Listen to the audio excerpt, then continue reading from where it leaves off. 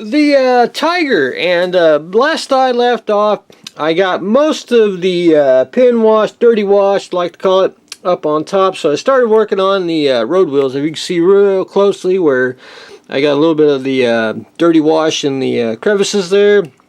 Got some of it on this side, but I really haven't really just done it real deeply, but I'll continue on. And then I've been kind of playing around, just trying different things. Number one, the Vallejo here, the streaking grime, it's alright.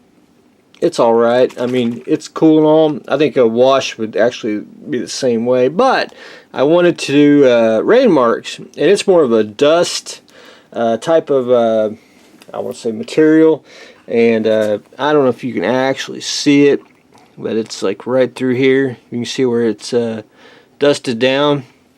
It's not too bad. I'm going to probably add a little bit more of this. I may use this more as a wash, water it down with some water, and try to do a little bit of a little more capillary action, because I need to get more deep into the underneath the turret, because that's usually, I believe, where grime and dirt would really be really accumulated. But that could be the cleanest spot on the tank, who knows. But anyway, so I did that streaking grime. If you can see it right through here, I kind of did a little bit of that, and on this side, and I'm going to work my way around and do a little bit more. It's weathering is just one of them. You really can't just take Mr. Brush and just sling it on. You kind of have to meticulously take care of it. But I try not to overdo it. That's one of them things. You can sit there and chip at it all day long, but I kind of want just I want the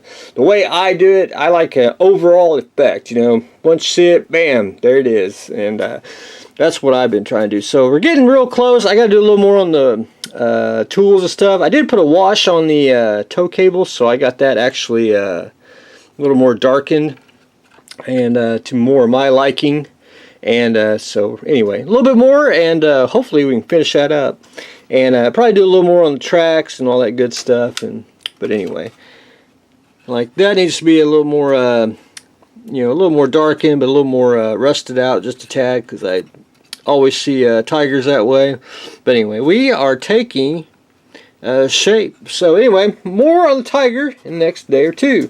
The crocodile, last I left off, I don't know if you can actually see it, but I did paint the track, and I really can't dig out any more of the track here, just the way the resin is with the road wheels. I tried, I got most of that, but that's actually it just can't. Just basically be honest here.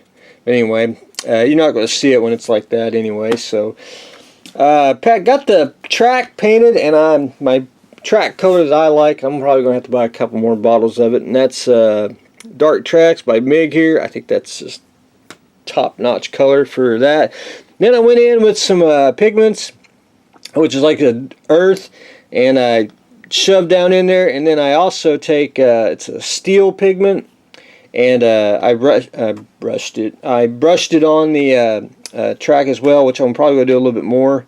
And then I'm ready to do pin wash, and I'm ready to do some more on the track, which I need to do a little bit of dry brushing, which I need to do dry brushing on the Tiger, just to highlight some of the real high spots, and just the track and some other stuff. And I need to do the same thing with the crocodile here. And then I took some more of the earth while I was doing the tracks, getting them kind of faded weathered. I did that on the hole here. I don't know if you can actually see if my lights ain't flickering it away.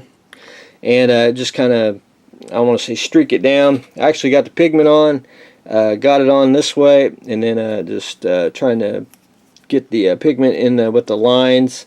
Give it a little bit of I don't want to say motion, but anyway. That's where I'm on that. I'm going to do a little more weathering, and then we're going to keep it to a minimum. We're not going to go overboard. And I got to put some decals on, which I have options. I can do a water slide decal, which I kind of want to do, but then more, we got Archer dry transfers, which I haven't put on these, and God only knows when I've done that. So I'm probably going to do that just to see if I can still do it. If not, you know, it ain't gonna hurt the model by no means. If it don't work out, I'll use water slide. But anyway, there is that on the Krokodil. So get close to final touches on him, then we'll start the other ones too. The Heinkel, I gotta play around. I forgot this thing. The light kit. The propellers in two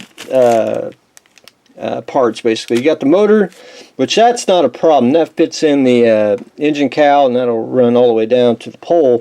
It's the battery though. I got to figure out. I may have to extend the battery wires and all that, and I gotta draw it out and think before I don't want to start cutting and you know, have to change plan in midstream. So we're gonna figure that out before we do any cutting. So more on that later. But anyway, that's what I got going on today. Going to get to start the Heinkel, doing some weathering on the Krokodil, more weathering on the Tiger, and I should have a shed update, so stay tuned for that. So that's what I got going on today. So stay tuned for the next exciting episode.